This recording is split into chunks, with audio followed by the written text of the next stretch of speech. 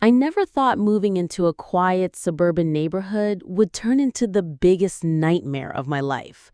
My wife and I had saved for years to buy our first real house, away from the noise of the city, away from the chaos of constant traffic and apartment living.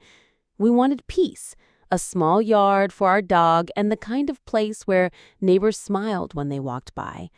At least, that's what we thought we were getting. What we didn't know was that hidden behind those neat rows of trimmed hedges and perfect driveways was a homeowners association president who was more interested in controlling lives than maintaining community standards.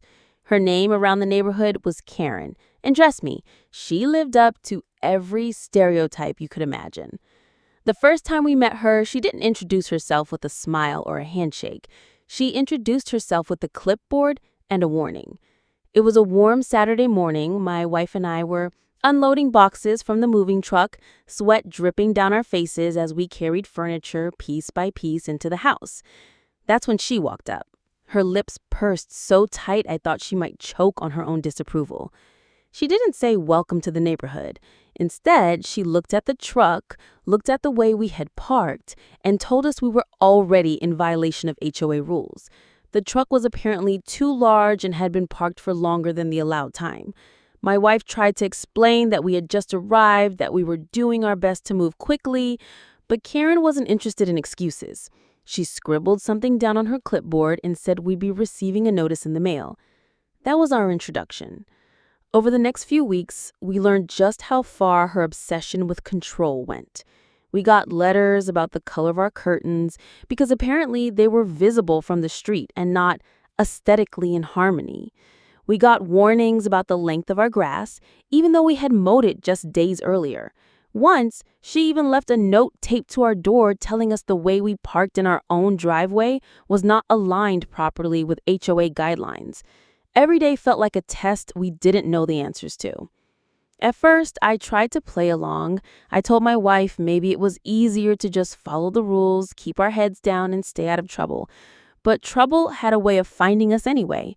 Karen seemed to single us out more than anyone else. I noticed other neighbors leaving trash bins out overnight, but we were the only ones who got fined for it.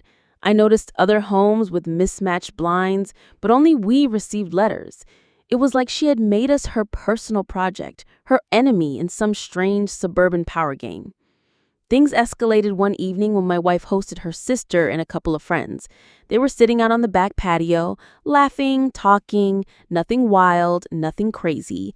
Around 9 o'clock, Karen showed up at the fence, her arms crossed, demanding that we quiet down because it violated neighborhood noise ordinances. My wife politely told her it was just a small gathering and they weren't being loud. But Karen didn't care. She said if the voices didn't stop, she would call security. We didn't even know the HOA had security. The night ended awkwardly with us shuffling everyone inside, worried about what kind of punishment Karen would cook up next. By this point, my patience had worn thin. I began documenting everything. Every letter, every note, every interaction.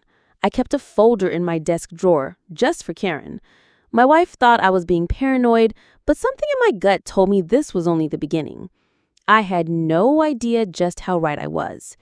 One afternoon, about 2 months after we moved in, I came home from work early.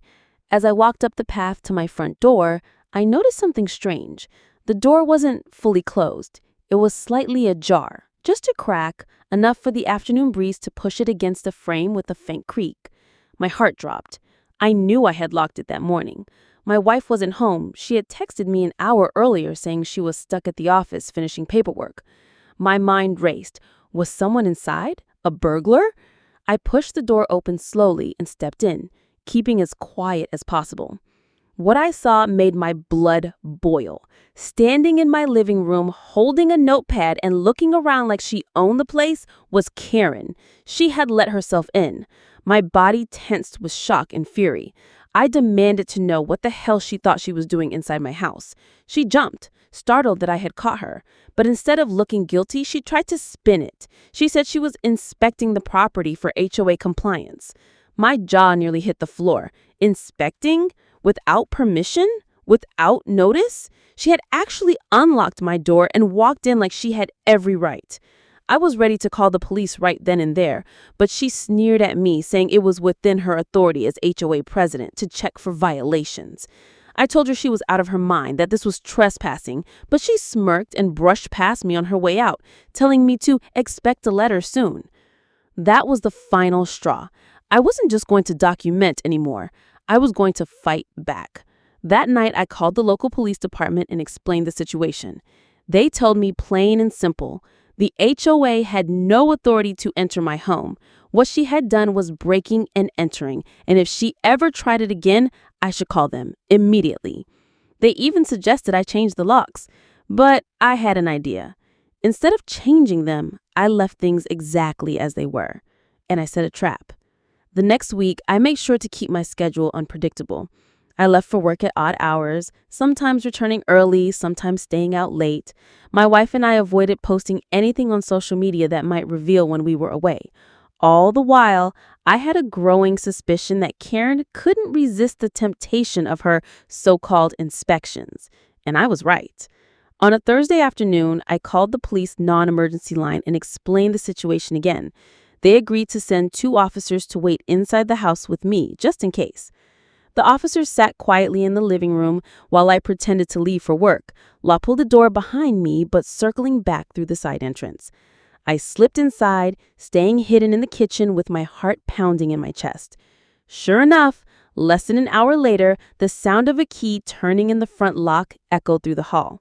The door creaked open, and in stepped Karen, her notepad in hand, looking around like she was on some kind of secret mission. She took 2 steps inside before the officer stood up. One of them calmly said, "Ma'am, you're under investigation for trespassing." The look on her face was priceless. Her confidence shattered instantly. She froze, eyes wide, her notepad slipping from her hand. For the first time since I'd met her, she had nothing to say. No lecture, no threats, no smirk, just shock and silence.